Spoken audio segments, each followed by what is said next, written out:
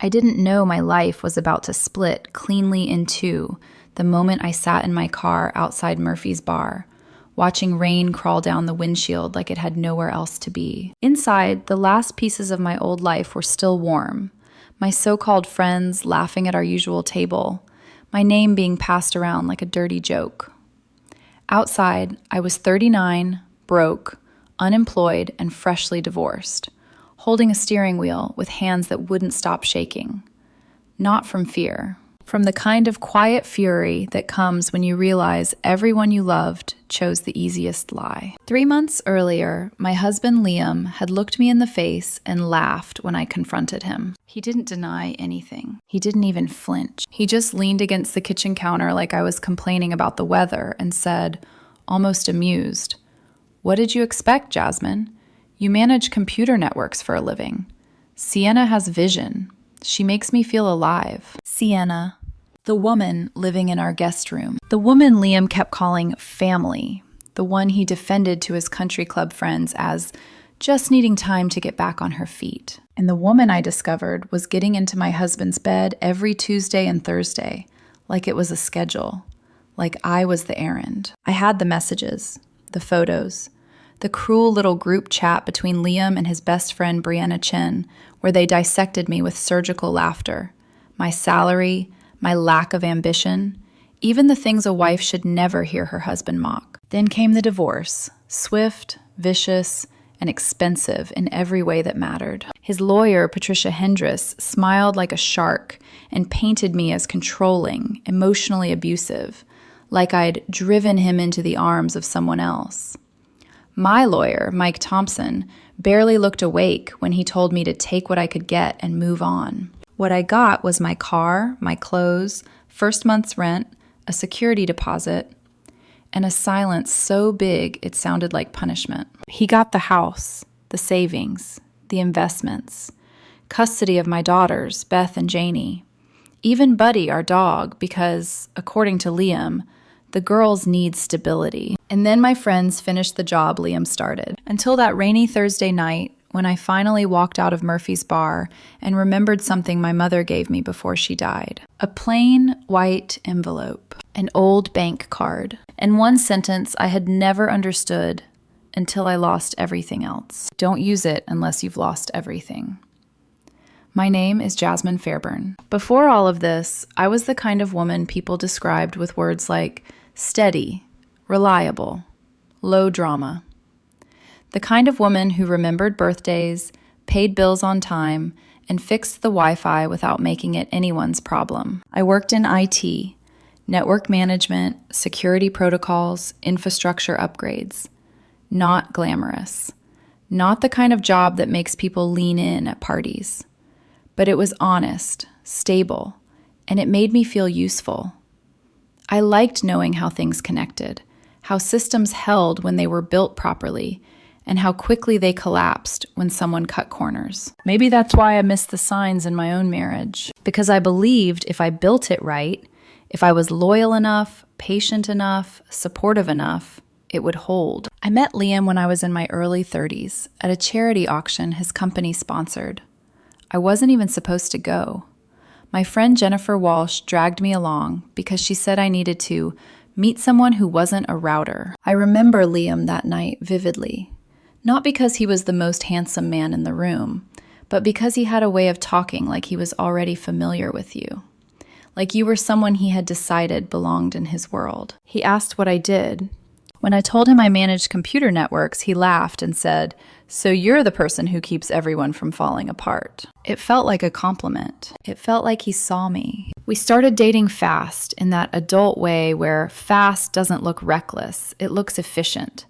Dinner after work, weekends that slid into each other, shared grocery lists, a toothbrush left at my place that never went home again. And Liam, at first, was charming in a way that didn't trigger my instincts.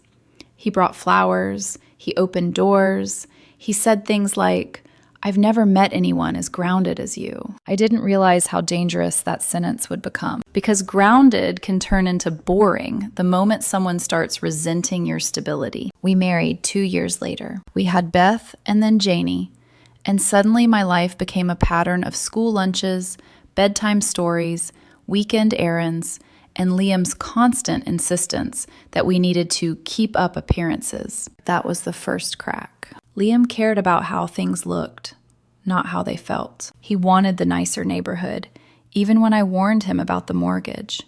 He wanted the country club membership because that's where opportunities happen. He wanted vacations that looked expensive in photos. And I told myself it was fine because he worked hard, because he was ambitious, because he was my husband. But slowly, the power balance shifted in a way I didn't name out loud. Liam began talking about my job like it was small, like it was a utility, not a career. He'd tease me at parties. Jasmine's the reason we can't have fun Wi-Fi names anymore. She's a security tyrant. And everyone would laugh, including me, because I didn't want to be the woman who can't take a joke. He started doing that thing where he praised people who were dreamers, risk takers, visionaries, while looking at me like I was the person who cleaned up after them. And then, about a year before the affair, Sienna entered our house. Liam called her family. He said she was going through a hard time. He said she just needed a few months. What he didn't say, what he never said, was how quickly a few months becomes permanent when the person making the promise doesn't pay the cost. Sienna took over our guest room like it was hers. She left coffee cups in the sink like a quiet declaration. She wore my robe once, casually, as if she didn't understand boundaries, or understood them perfectly and enjoyed stepping over them. And Liam defended her every time. Don't be cold, Jasmine. Family comes first. That phrase became his favorite weapon. And I didn't fight it, not at first, because I was exhausted, because I had kids, because I believed a good wife holds things together. I didn't know that while I was holding everything together, someone else was sliding into the space I used to occupy. And by the time I realized it, my marriage wasn't cracking. It was already hollow. The first thing I noticed wasn't the silence. It was the timing. Liam started having routines that didn't include me, but were precise enough to feel intentional. Tuesdays and Thursdays, he suddenly worked late. Not randomly, not occasionally, predictably. If you work in IT long enough, you learn to trust patterns more than excuses. At first, I told myself I was being paranoid, that this was what stress sounded like when you let it echo too long in your own head. We had 2 kids, a house that never stopped needing attention, a woman living in our guest room. Of course things felt crowded. But then came the tone shift. Liam stopped asking questions. Not the meaningful ones, anyway. He didn't ask how my day went. He asked if the Wi-Fi was fixed. He didn't ask if I was tired. He asked if I'd paid the credit card bill. Conversations turned transactional, like we were coworkers managing a shared project instead of spouses who used to fall asleep talking. And when I did try to talk, really talk, he had a way of flipping the script that left me apologizing for emotions I hadn't finished expressing. You're overthinking. You're too sensitive. You're making problems where there aren't any. That phrase became his favorite dismissal. Meanwhile, Sienna grew comfortable, too comfortable. She stopped asking permission, stopped saying thank you. She started commenting on things that weren't hers to comment on. Our parenting, our finances, my job. You're lucky to have stability, she once said, sipping wine on our patio. Some people are meant for more than routines. I remember the way Liam smiled at that, not at me, at her. And then there was Brianna Chin, Liam's best friend since college. Polished, observant, the kind of woman who collected gossip like currency and spent it carefully. She belonged to the country club crowd, women who smiled warmly while measuring everything. She'd call me sweet in a tone that suggested limitation. She's just worried about Liam, Brianna once told someone within earshot. He's such a big thinker. Jasmine doesn't always get that. I laughed it off. I always laughed it off. Until the calls started. Accidental speakerphone moments. A phone left face up on the kitchen counter while I walked past. A message preview that lingered half a second too long. Can't wait for Jasmine to leave for that Denver trip. You're lucky. She's so clueless, it's almost sad. I told myself I was misreading things. I wanted to believe my husband wasn't capable of something so deliberate. But the universe has a cruel sense of timing. One night, I came home early from work. Server migration finished ahead of schedule. I expected quiet, maybe a chance to surprise Liam with dinner. Instead, I heard laughter upstairs, low, intimate. I froze at the bottom of the stairs, heart thudding. Not fast, not panicked, but heavy, like my body already knew what my mind was refusing to accept. I didn't go up. I didn't confront anyone. I went back outside and sat in my car for 20 minutes, staring at the steering wheel like it might tell me what kind of woman I was supposed to be next. The woman who storms in, or the woman who waits until she has proof? I chose proof. And once I started looking, it was everywhere. Text messages that weren't just inappropriate, they were mocking. Photos that no family friend should ever send. A group chat between Liam and Brianna where my supposed shortcomings were dissected with clinical cruelty. My salary compared to Sienna's potential. My body, my usefulness. They laughed about me. They planned around me. And the most painful realization wasn't that Liam was cheating. It was that he had stopped seeing me as human long before he stopped being faithful. The betrayal didn't start in the bedroom. It started the moment he decided I was expendable. And from there, everything moved with terrifying momentum toward a confrontation I could no longer delay. I didn't confront Liam the moment I had proof. That's the part people never understand. They think discovery comes with screaming, shattered plates, dramatic exits. But real betrayal doesn't explode. It settles. It sinks into your chest and waits until you can no longer breathe around it. I waited 3 days. 3 days of pretending nothing was wrong while my body reacted before my mouth ever did. My appetite disappeared. My hands shook when I poured coffee. At night, I lay beside Liam and stared at the ceiling, listening to his breathing, wondering how someone could sleep so peacefully next to a lie. On the 4th night, I couldn't carry it anymore. The girls were asleep. The house was quiet. Sienna was out, meeting friends, according to Liam, said casually like it didn't matter. I set my phone on the kitchen counter, not face down, face up. "Can we talk?" I asked. Liam looked annoyed, not worried. Annoyed, like I'd interrupted something more important. "About what?" I tapped the screen. "About this." The silence that followed wasn't shock. It was calculation. He scrolled, slowly, deliberately, like someone reviewing a contract they already knew they'd signed. Then he laughed, not nervously. Not defensively. He actually, "What did you expect, Jasmine?" That sentence landed harder than any insult. I stared at him, waiting. For denial, for remorse, for something human. Instead, he leaned back against the counter, crossed his arms, and looked at me like I was the one being unreasonable. "You manage computer networks for a living," he said. "You're safe, predictable. Sienna has vision, passion. She makes me feel alive." Alive. As if I had been killing him slowly, with routine and responsibility. "She's unemployed," I said, my voice quieter than I felt. "She's living in our guest room." "Temporarily," he replied instantly, "unlike your dead-end career." That was the moment something inside me cracked. Not loudly, not visibly, but completely. "You slept with her," I said.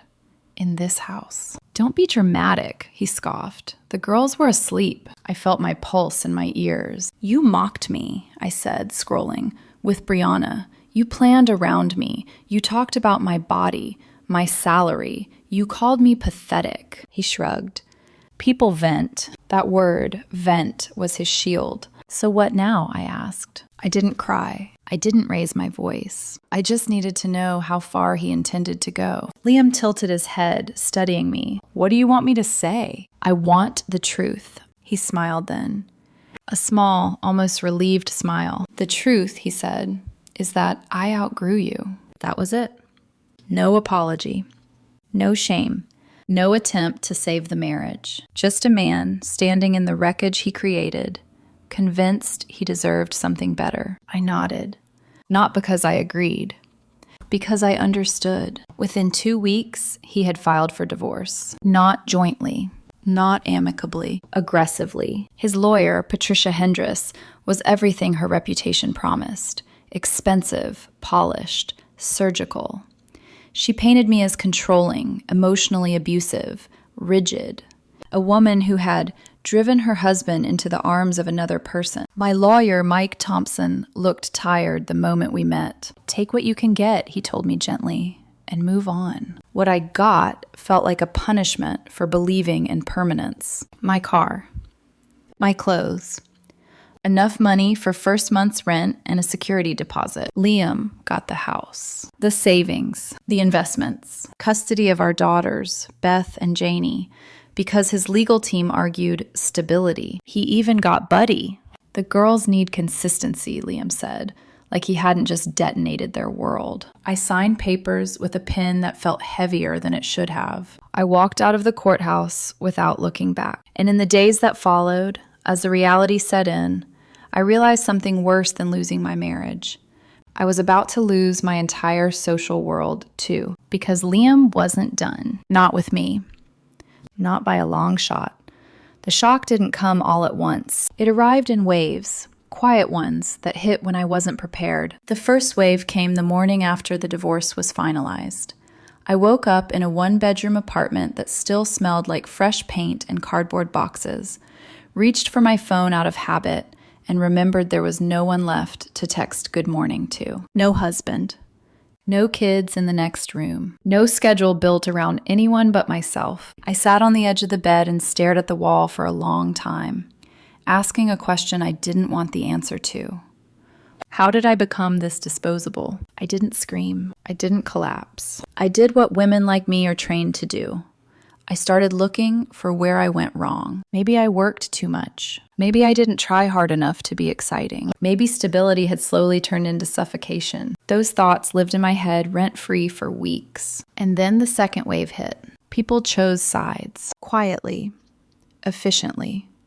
Without ceremony. 3 days after the divorce, Rick Morrison, my best friend since college and my former boss, called me into his office. He didn't look at me when I sat down. "Jasmine," he said, folding his hands, like he was about to deliver bad news he'd already justified to himself. "Liam's been talking to some people." I felt my stomach drop. "About what?" "There are concerns about your behavior during the marriage." I blinked. "What kind of concerns?" Rick sighed, like I was exhausting him. "Look, I don't want to get into specifics, but the general feeling is that maybe you weren't the wife you thought you were. Maybe there were reasons Liam sought comfort elsewhere."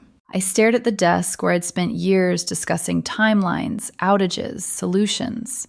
"Are you firing me?" I asked. "I'm suggesting it might be better if you found opportunities elsewhere." He offered me a reference, like it was a kindness. I walked out of that office unemployed, humiliated, and numb.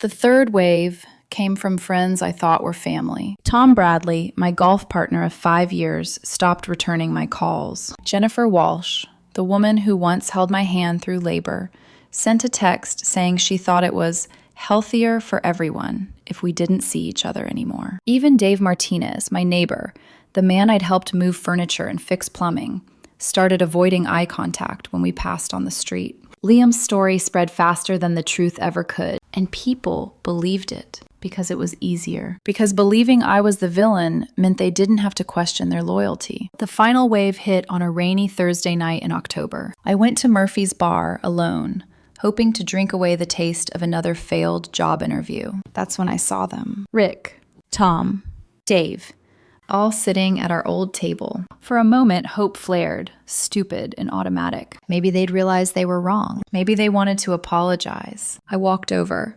"Hey," I said, forcing my voice steady. "Mind if I join you?" Tom smirked. "Well, look what the cat dragged in." Rick didn't smile. "We were just talking about you." "Nothing good, I hope," I joked weakly. "Liam stopped by the office yesterday," Rick said. "He mentioned you've been calling the house when Sienna's there. He's concerned about your mental state." Something hot burned in my chest. "That's my children," I said. "Of course I'm calling." "Your ex-husband's house," Dave corrected. "Maybe it's time you accepted that." Accepted what? I asked, my voice rising. That my husband cheated on me? That my kids live with a stranger? That I'm supposed to stop caring? Tom shook his head. Sienna makes him happy, he said. Something you apparently never figured out how to do. I looked at their faces, men I once trusted, strangers now. You want to know the truth? I said. Liam didn't leave because I was cold. He left because he planned this. He slept with a woman living in our house while I worked 60-hour weeks to pay for the life he enjoyed. And when I caught him, he laughed. Rick frowned. That's not what we heard. Of course not, I said, because the version you heard lets you feel good about yourselves. When Dave made a cruel comment about my mother, something inside me finally snapped. I grabbed his shirt, not to hurt him, but to stop him from speaking. Don't ever mention my mother again, I said quietly. She was worth more than all of you combined. Rick stood up. That's enough, Jasmine. You need to leave. I released Dave and stepped back. You're right, I said. I should have left a long time ago. I walked out into the rain, sat in my car, and for the first time in months, I felt relief. Because I was done trying to convince people I was good. I was broke. Alone. Unemployed. And that's when I remembered the card, my mother's envelope, waiting in my wallet. I didn't go home after Murphy's bar. I couldn't. The apartment felt too quiet, like it was waiting for me to admit how empty everything had become. So I sat in my car, rain tapping against the glass, fingers pressed around the steering wheel until they ached. That's when I reached into my wallet and felt the edge of the envelope. The paper was soft from age, familiar. My mother had given it to me 3 years earlier, just weeks before she died. She'd been cleaning out her jewelry box, sorting through a lifetime of small, careful choices, when she pulled out a plain white envelope and pressed it into my hand. Keep this somewhere safe, she'd said. Don't lose it. And don't use it unless you've lost everything else. I laughed then. What is it, emergency grocery money? She smiled, not warmly, thoughtfully. Just insurance. I hadn't thought about it since. Until that night. Until I had officially lost everything else. The next morning, I drove to First National Bank, a small branch in the older part of town, the kind with heavy doors and faded carpeting, the kind my mother trusted. I felt ridiculous walking in with that card, convinced it was connected to an account with barely anything left in it. But desperation does strange things to pride. The teller, a young woman named Maria, took the card without much interest. This is pretty old, she said. Let me see if it's even still active. She swiped it, waited, then froze. She said quietly, eyes locked on her screen. Can you excuse me for a moment? She disappeared into the back office. 5 minutes passed. Then 10. When she returned, she wasn't alone. A woman in a tailored suit walked beside her, calm, composed, eyes sharp with something that looked like recognition. Miss Fairburn? She asked gently. I'm Miss Alvarez, the branch manager. Could you come with me, please? My stomach flipped. Inside her office, she closed the door and handed the card back to me. How long have you had this? She asked. 3 years. My mother gave it to me. And you've never used it? No. She nodded slowly. Your mother was Eleanor Fairburn. Yes. This card is linked to a trust account established in 1987. Your mother was the trustee. Upon her passing, you became the sole beneficiary. A flicker of hope sparked in my chest. Is there much in it? I asked carefully. Miss Alvarez turned her screen toward me. The number didn't make sense at first. I counted the digits, then counted again. My voice stopped working. Is that real? $2.7 million, she said, plus interest accrued over the last 3 years. Just over 3 million total. I stared at the screen, breath shallow. My mother, who drove a car older than me, who mended her own clothes, who lived modestly by choice. How? I whispered. Ms. Alvarez smiled softly. Your mother invested carefully, lived simply, and she had some private income sources. What kind? All legal, all documented. She slid an envelope across the desk. She left you a letter. I opened it with trembling hands. My dear Jasmine, If you're reading this, then life has knocked you down harder than you thought possible. The money came from your biological father. He was wealthy, flawed, and absent, but he made provisions for you. I waited to give you access because I wanted to see who you would become without it. You became exactly who I hoped. Honest, hardworking, loyal to a fault. Use this wisely. Don't let it change who you are, but don't be afraid to let it change your circumstances. The best revenge isn't getting even, it's getting ahead.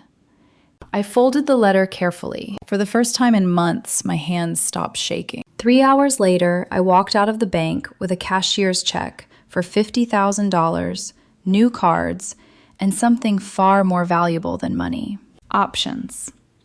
That afternoon, I signed a lease at Riverside Apartments, 6 months paid in advance.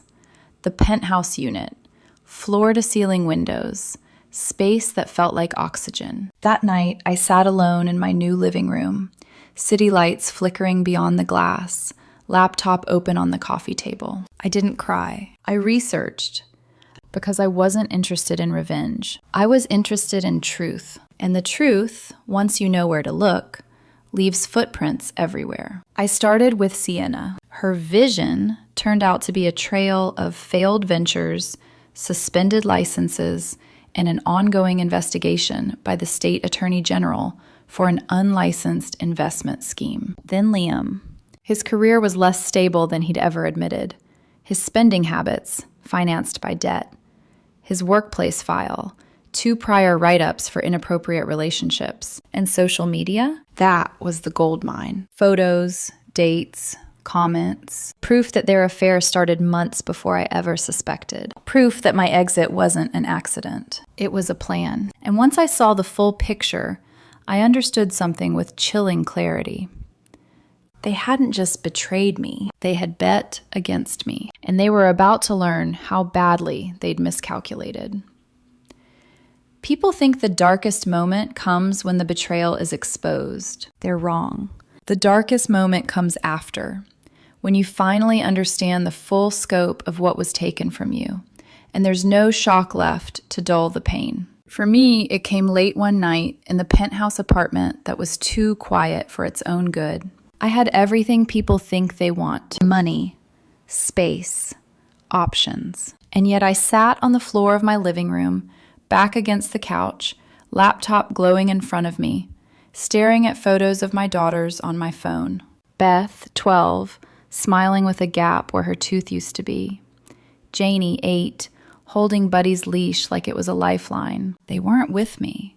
They were with a man who had laughed while dismantling our family, and a woman whose instability I could now prove, but who still tucked them into bed at night. That was the part no amount of money could fix. I replayed Beth's last phone call in my head. "Daddy says you're busy again," she'd said carefully, like she was testing whether it was safe to ask. "I miss you, Mom." I pressed my forehead into my hands and felt something break.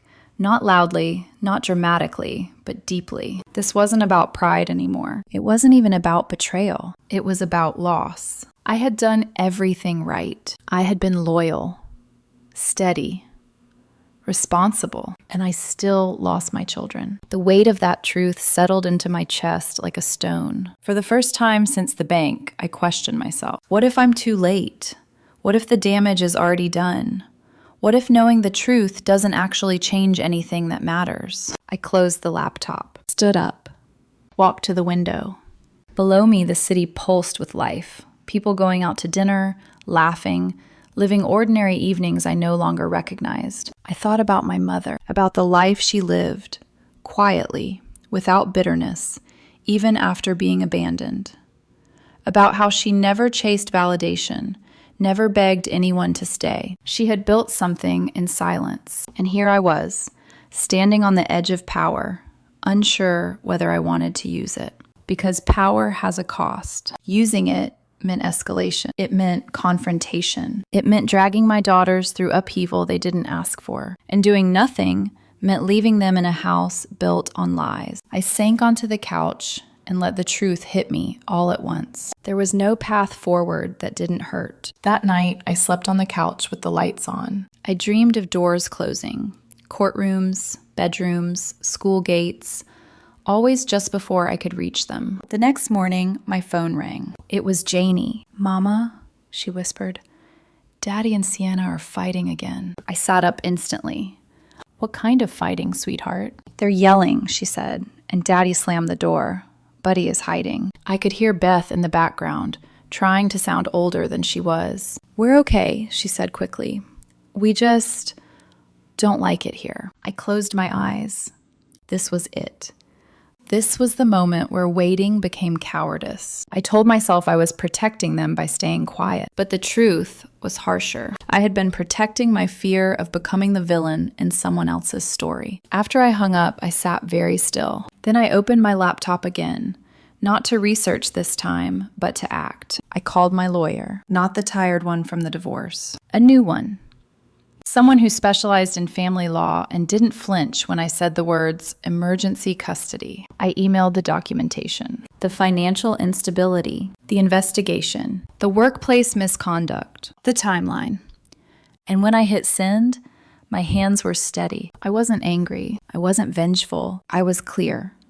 That was the moment I stopped being the woman things happened to and became the woman who decided what happened next. Because when it comes to your children, darkness isn't the end. It's the place where instinct finally outweighs fear. And once that switch flips, there's no going back. The shift didn't happen with anger. It happened with clarity. Once the paperwork was in motion, once the lawyer confirmed that the evidence was solid and the emergency custody petition was viable, something inside me settled. Not relief. Focus. I stopped thinking in terms of reacting and started thinking in terms of sequence, step by step, pause and consequence, just like any system under stress. The first confirmation came 48 hours later. My lawyer called while I was making coffee, her voice calm in the way professionals use when they already know the outcome. The judge reviewed the preliminary filing, she said. They're concerned. Concerned was an understatement. The documentation spoke for itself. Sienna's financial investigations, Liam's workplace misconduct, the volatile environment in the house, the timeline that proved deception long before the divorce. They've approved a temporary emergency order, she continued. It goes into effect immediately. I closed my eyes. Not because I was overwhelmed, because for the first time in months, my instincts had been right. And recognized. That afternoon, something else happened. I received an email from an unfamiliar address. No subject line. Just one sentence in the body. "You deserve to know the truth. I can't keep watching this happen." Attached was a document. It was from someone inside Liam's social circle. Neutral, quiet, observant. Someone who had seen the lies accumulate and finally chose distance over loyalty. Screenshots. Dates, messages that confirmed everything I already suspected, and something worse. Liam and Sienna had been preparing my exit long before the confrontation. Financial planning, custody strategy, narrative management. I wasn't collateral damage. I was strategy. I sat back in my chair and felt the last thread of doubt snap. Not rage, not sorrow. Resolve. I forwarded the email to my lawyer. Then I closed my laptop and stood up, walking to the window where the city looked sharp and clean in the afternoon light. This was the moment my mother had prepared me for, not with money, but with restraint. Power isn't loud. It's precise. I didn't call Liam. I didn't warn anyone. I waited. 2 days later, my phone rang again. "Mom?" Beth's voice was trembling. "They're fighting, like...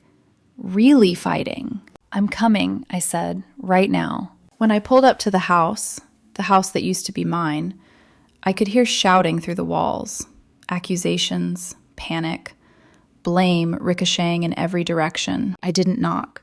I walked in. The living room was chaos, Sienna pacing, Liam red-faced and frantic, words tumbling over each other in desperation. My daughters were pressed together on the couch, Buddy wedged between them. I crossed the room and knelt in front of them. "Go pack a bag," I said gently. "Just clothes and your favorite things." Liam finally noticed me. "You can't just come in here," he snapped. "Yes," I said calmly. I can. I handed him the papers. The emergency custody order. His face drained of color as he read. This isn't real, he said. You planned this. No, I replied. You did. I just stopped pretending. Sienna's voice shook. This is a misunderstanding. Please don't, I said, meeting her eyes for the first time. You've done enough talking. Beth stood beside me, small but steady. Mom, she whispered. Can we go? I nodded. As we walked out, I didn't look back. I didn't need to. The power had already shifted. Not because I had money, not because I had evidence, but because I finally chose myself and my children without asking permission. That was the turning point. The moment the story stopped being about survival and became about direction. The consequences didn't arrive all at once. They arrived the way truth usually does, quietly, relentlessly, and without asking anyone's permission. In the first week after the emergency custody order, Liam tried damage control. He called, texted, left voicemails that swung wildly between anger and apology. You blindsided me. This is an overreaction. You're poisoning the girls against me. I didn't respond. Not because I didn't have answers, because for the first time, my silence wasn't weakness. It was finality. While Liam scrambled, systems started doing what systems do when exposed to stress. They failed. The Attorney General's office moved faster than Sienna expected. Once the investigation into her unlicensed investment scheme gained traction, everything she'd built on confidence and charm collapsed into paperwork and subpoenas. The same friends who once congratulated her on finally being happy stopped returning her calls. Opportunities dried up. Bank accounts froze. Her version of the future had been built on momentum, not foundation, and momentum always runs out. Liam's workplace followed soon after. The internal review, sparked by evidence I submitted but corroborated by others, revealed patterns he couldn't explain away. Inappropriate relationships, poor judgment, financial irregularities disguised as business expenses. He was placed on administrative leave, then quietly terminated. No dramatic announcement, no public shame, just an email, a locked badge, and the sudden realization that his reputation wasn't as insulated as he believed. The house, the one he fought so hard to keep, became the final pressure point. Without his income, without Sienna's future, without my financial stability holding the structure together, the mortgage became impossible. Late notices, then default, then foreclosure proceedings. The same walls where I once planned birthday parties and school projects echoed with tension and regret. Family noticed. Liam's parents, who had once pressured me to be more understanding, to support his growth, to not make waves, started asking questions. Hard ones. When the answers didn't align with the story they'd been told, their tone changed. Support cooled. Distance grew. People don't like realizing they defended the wrong person. Meanwhile, the girls settled into my apartment with a grace that broke my heart and healed it at the same time. They slept through the night. They laughed without checking the room first. Beth started raising her hand in class again. Janie stopped flinching at raised voices, even on television. One evening, while we were eating dinner at the kitchen island, Beth looked up at me and said quietly, "I'm glad we're here." I swallowed hard. So am I. The court proceedings moved forward steadily. No theatrics. No accusations screamed across rooms. Just documentation. Patterns. Consistency. The judge listened. And when the ruling came, granting me primary custody with supervised visitation, it felt less like victory and more like balance being restored. Liam showed up once. Late. Unshaven. He didn't look at me. He barely looked at the girls. And in that moment, something I'd been carrying for months finally lifted. Not anger.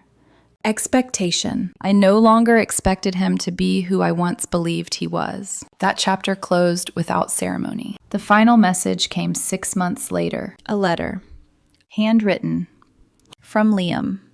He didn't ask for forgiveness. He didn't ask for another chance. He wrote that he was sorry for the lies, for the manipulation, for turning people against me. He admitted he chased excitement and lost everything that actually mattered. He wrote that the girls were happier with me, that I had always been the parent they needed. I folded the letter and put it in a drawer, not because I wanted to revisit it, but because it marked an ending. The fallout wasn't explosive. It was educational. It taught everyone involved what happens when you confuse charm for character, momentum for substance, and silence for weakness. And when it was over, I didn't feel triumphant. I felt light.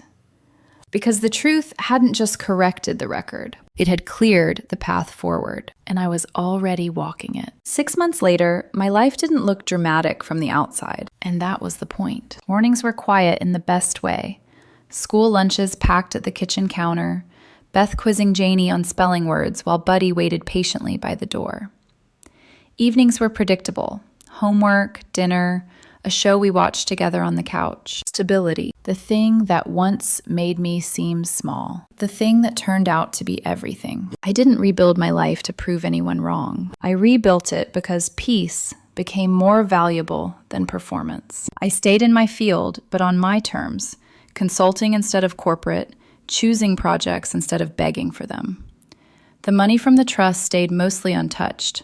It wasn't a trophy. It was insulation, security, choice. And that was what changed everything. Not wealth, autonomy. Sometimes people ask if I'm angry, if I hate Liam, if I feel satisfaction knowing how everything turned out. The honest answer, no. Anger requires connection, and I don't feel connected to that version of my life anymore. I learned something through all of this. Something I wish someone had told me earlier. Loyalty without boundaries isn't virtue. It's vulnerability. And silence isn't grace when it's used to protect people who don't protect you. The best revenge truly isn't destruction. It's distance. It's walking away with your integrity intact while other people scramble to rewrite a story that no longer includes you. Sometimes strength looks like confrontation, and sometimes it looks like a woman packing school lunches in a quiet kitchen, fully aware of her worth. I used to believe love meant endurance. Now I know better. Love, real love, doesn't ask you to disappear so someone else can feel alive. And if you ever find yourself holding a life that's falling apart, wondering if you waited too long, remember this. You're not late. You're just finally ready. And when that moment comes, choose yourself every time.